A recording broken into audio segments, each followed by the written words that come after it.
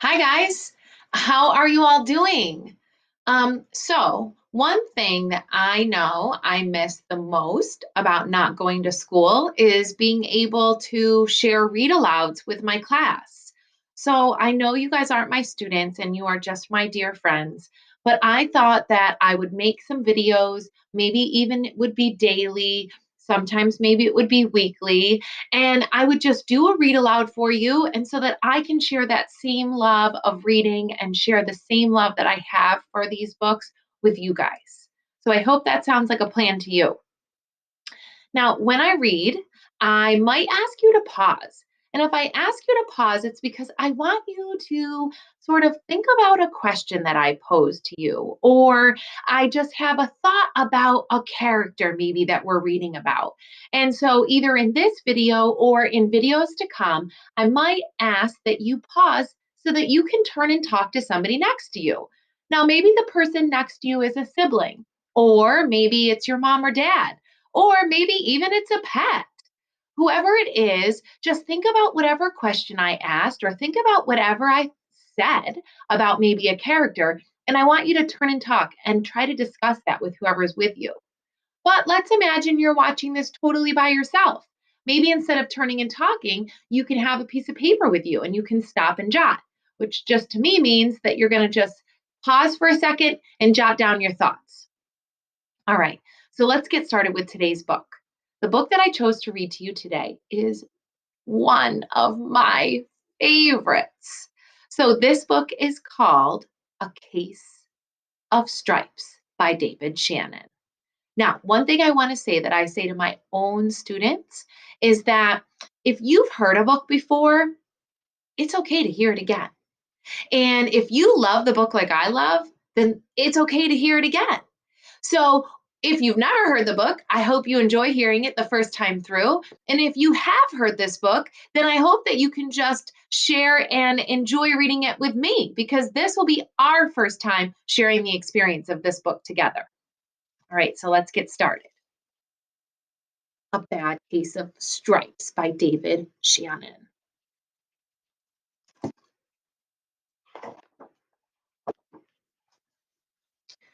Camilla Cream loved lima beans, but she never ate them. All of her friends hated lima beans, and she wanted to fit in. Camilla was always worried about what other people thought of her. Today, she was fretting even more than usual. It was the first day of school, and she couldn't decide what to wear. There were so many people to impress. She tried on 42 outfits, but none seemed quite right. She put on a pretty red dress and looked in the mirror. Then she screamed, "Ah!"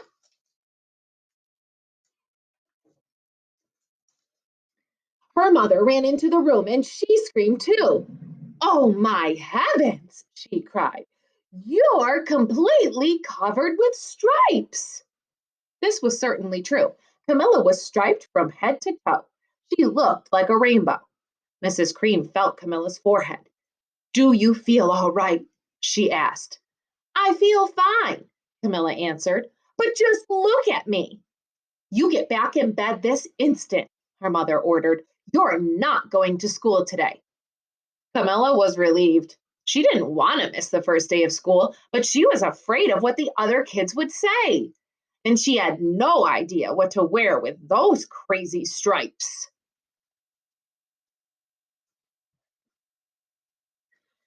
That afternoon, Dr. Bumble came to examine Camilla. "Most extraordinary!" he exclaimed. "I've never seen anything like it. Are you having any coughing, sneezing, runny nose, aches, pains, chills, hot flashes, dizziness, drowsiness, shortness of breath, or uncontrollable twitching?" "No," Camilla said. "I feel fine." "Well, then," Dr. Bumble said, turning to Mrs. Cream, "I don't see any reason why she shouldn't go to school tomorrow. Here's some ointment. That should help clear up those stripes in a few days. If it doesn't, you know where to reach me." And off he went.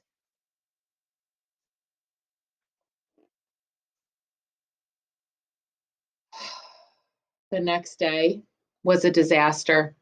Everyone at school laughed at Camilla. They called her Camilla Crayon, a Night of the Living Lollipop. She tried her best to act as if everything were normal, but when the class said the Pledge of Allegiance, her stripes turned red, white, and blue, and she broke out in stars. Oh man. So I want you guys to turn and talk for a second, and I want you to think about this. It might seem completely out of the question that somebody would come to school with stripes all over them, but if somebody came into your school with stripes all over them or looking a certain way that you're totally not used to seeing, what would you do? Turn and talk.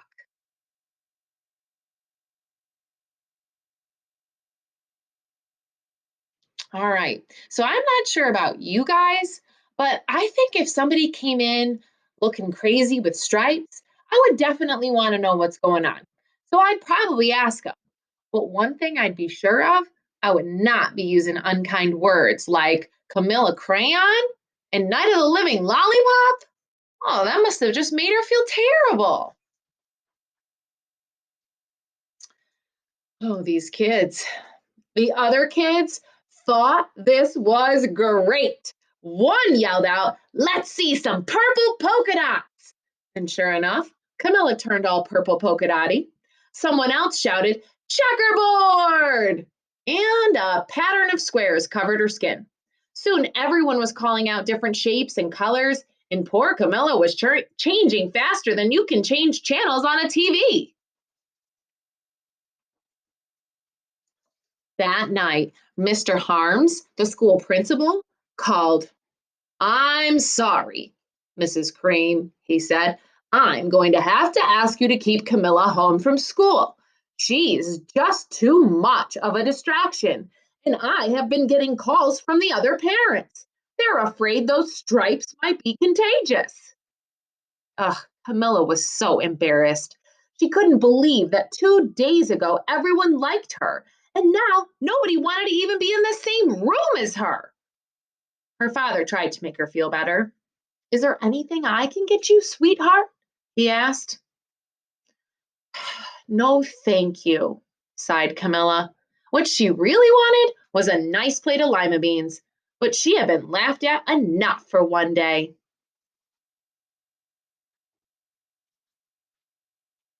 This is the next day.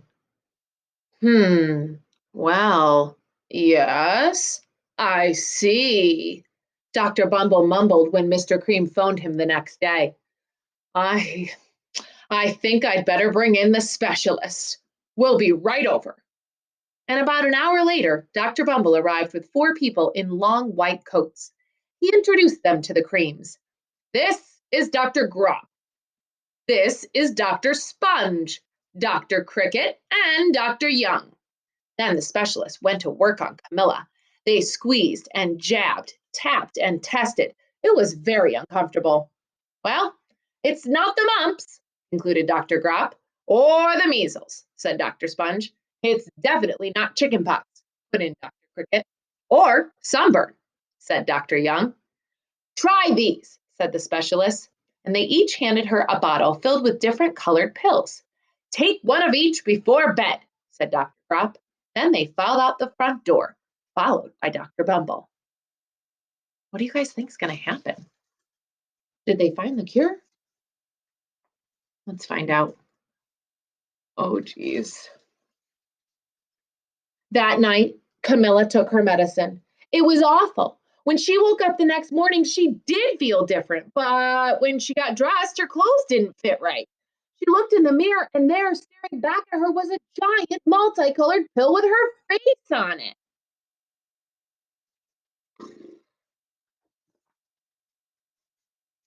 Dr. Bumble rushed over as soon as Mrs. Cream called, but this time, instead of the specialist, he brought the experts.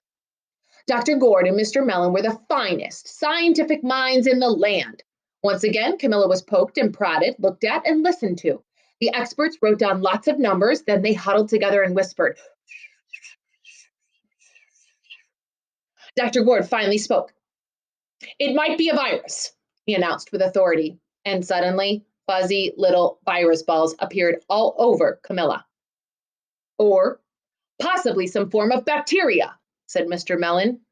And out popped squiggly little bacteria tails. Or it could be a fungus, added Dr. Gord. And instantly, Camilla was covered with different colored fungus blotches. The experts looked at Camilla, then at each other. We need to go over these numbers again back at the lab, Dr. Gord explained. We'll call you when we know something. But the experts didn't have a clue, much less a cure.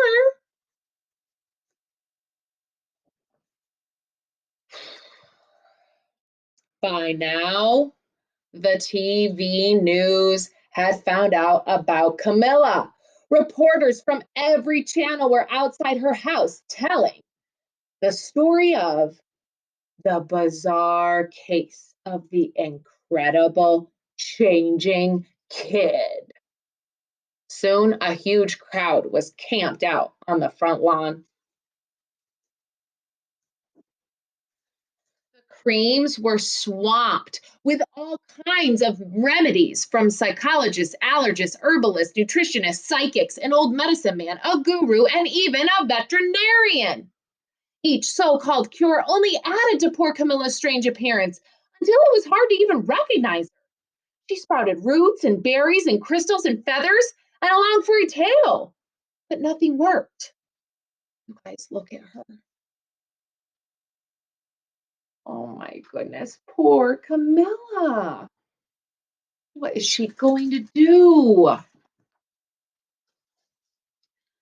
One day, a woman who called herself an environmental therapist, she claimed that she could cure Camilla. This is what she said. Close your eyes, breathe deeply, and become one with the room. Oh, I wish you hadn't said that, Camilla groaned. And slowly she started to melt into the walls of her own room. Her bed became her mouth, her nose was a dresser, and two paintings were her eyes. The therapist screamed, "Ah!" and ran from the house. What? What are we going to do? Cried Mrs. Cream. It just keeps getting worse and worse. And she began to sob.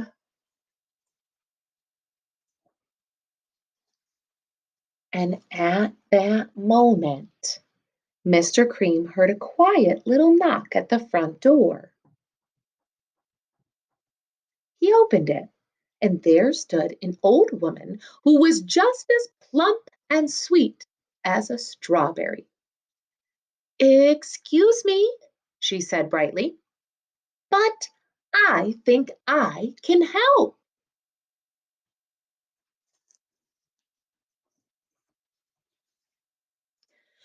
She went into Camilla's room and looked around. Oh my goodness, she said with a shake of her head. What we have here is a bad case of the stripes. One of the worst I've ever seen. She pulled a container of small green beans from her bag. Here, she said, these might do the trick. Are those magic beans? Asked Mrs. Cream. Oh my, no, replied the kind old woman. There's no such thing. These are just plain old lima beans. Camilla, I'll bet you would like some, wouldn't you? Camilla wanted a big, heaping plateful of lima beans more than just about anything, but she was still afraid to admit it. Yuck, she said. No one likes lima beans, especially me. Oh dear, the old woman said sadly. I guess I was wrong about you. She put the beans back in her bag and started toward the door. Camilla watched the old woman walk away. Those beans would taste so good. And being laughed at for eating them was nothing compared to what she's been going through. She finally couldn't stand it. Wait, she cried. The truth is, I really love lima beans. I thought so, said the old woman with a smile. She took a handful of beans and popped them into Camilla's mouth. Oh, said Camilla. And suddenly, the branches, feathers, and squiggly tails began to disappear. Then the whole room swirled around. When it stopped, there stood Camilla, and everything was back to normal. I'm cured, she shouted. Yes, said the old woman. I knew the real you was in there somewhere. She patted Camilla on the head, and then she went outside and vanished into the